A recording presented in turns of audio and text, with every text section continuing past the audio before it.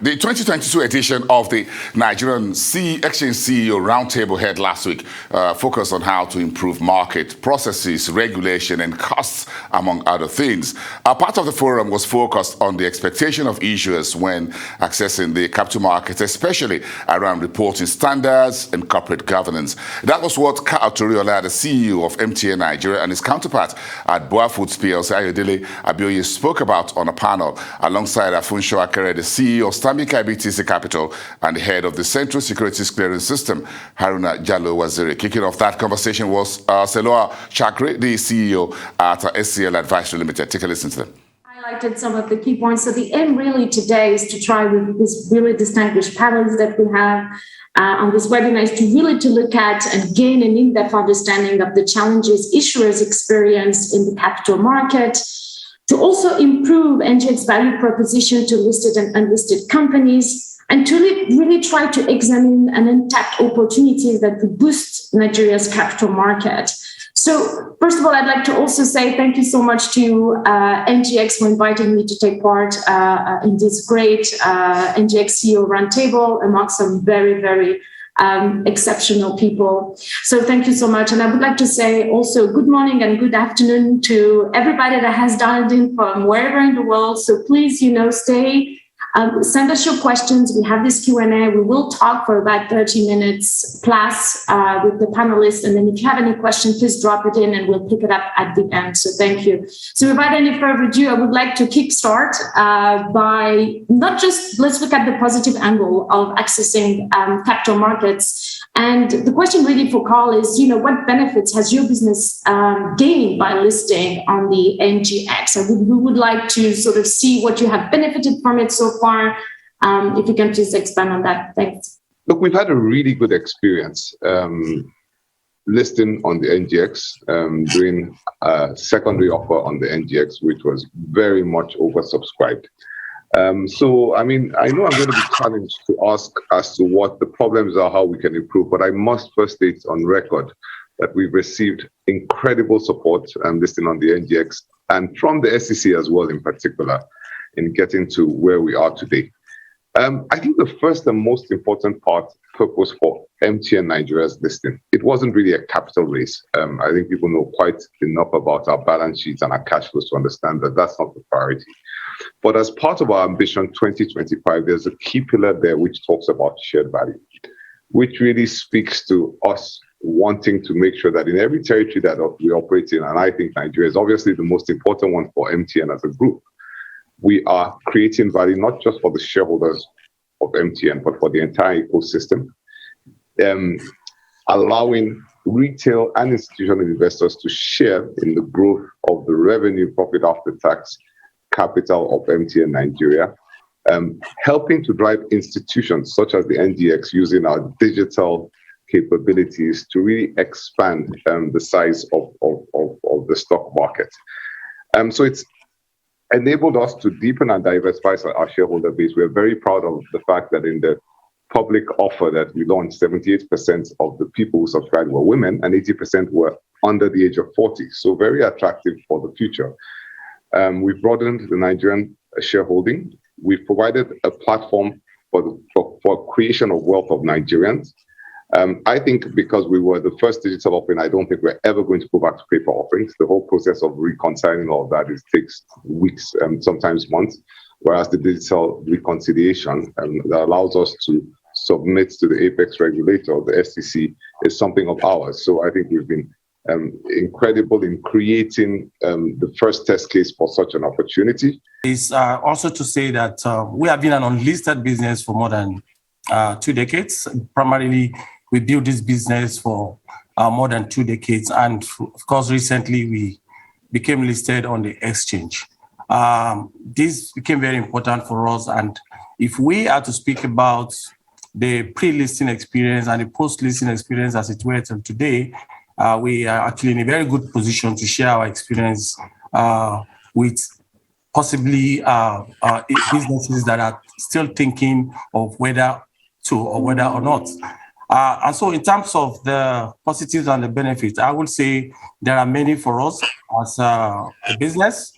But however, let me just summarize them in 4 key buckets. The first one for us would be around democratization of our business in terms of public participation. What we have seen at the earlier time of our debut is the fact that we've come with a brand that investors generally have seen to be promising. And what we saw that in the first 3 weeks of our listing by introduction on the exchange, our share price growth actually contributed to the bullish run that the exchange experienced within that space of time. We saw our share price growth at about 66%. We listed 18 billion shares primarily at 14 naira as it were. And then with a 66% growth in over a period of 3 weeks and more. And today, I think it's stabilizing at over and above 30% as it were. What that's primarily demonstrated to us is that we're beginning to see investors' confidence in our business, and the exchange primarily provided this platform. Added to that also is the fact that our shareholders' growth is currently at about 400% when compared to the time we listed on the exchange. That's really also demonstrates the fact that more and more people are watching out for us, and thanks for being on this on the exchange platform to be able to give access to intending investors, both private and all of that. The second benefit for us is also looking ahead in terms of our strategy around growing our business and expanding. So we believe that the platform will present to us opportunity to raise capital, to fund our business growth, and of course our expansion plans as it were. Again, let me emphasize here, we are a food business, and as you know, food is very critical to the human existence. Can you tell us what challenges has your business faced, since your listing? We would like to sort of hear a bit of the cons as well from your side. I think we play the capital market intermediary role, and advise companies trying to raise capital or undertake capital market activities. So interface daily with issuers or potential issuers. And we're fortunate to have worked with both MTN and BOA Group on their listing. I would maybe just say in terms of challenges, I would probably say regulation. Yeah. Now, one must acknowledge that the NGX and the SEC have really made significant progress in terms of regulation, and some of the innovation that we're seeing in the market or the successful transactions that have been executed have been driven by collaborative approach between capital market operators and the regulators, especially the NGX and the SEC. However, having said that, some of our rules and procedures are still the same as they were when I started my banking career 23 years ago. Right. You could imagine if the telco industry, still operates the same way it operated 23 years ago, you wouldn't have some of the innovation. So I would say that regulation is one area where the SEC, NGX, and other regulators can work together to make it easier for listed companies or companies that are trying to seek a listing, make it easier for them and make it a more attractive platform for these companies or these businesses. Having done 5 years at the exchange driving listing, and then having been on the corporate finance side from the deal origination back in the day, and also sitting where I am at CSCS, the first thing we should always do is to ask, what do companies want? That's the first question. If you want to give value proposition to companies, you have to ask them yourself, what are they looking for? And I think it's been mentioned across everywhere, which is that they want to raise capital. They want liquidity. They would want to do it very quickly. They want it to be cheaper than the alternative. That's basically what companies are looking for. And then if you answer these 4 or 5 questions in the format in which the structure is put for our market, see a totally perspective. But then more importantly this is my belief, and I think I share this with the current exchange, is that and I might get short for this, by the way, you can't have, 1,000 people coming to sit in a physical place to trade. That era is gone. It's 17th century system. What you need to do is move away from what it is, because you're looking for liquidity. Don't forget that. And liquidity is participation. And then, of course, the capacity of the intermediaries. For sure, I hear you when you say there's regulation, but there's also capacity.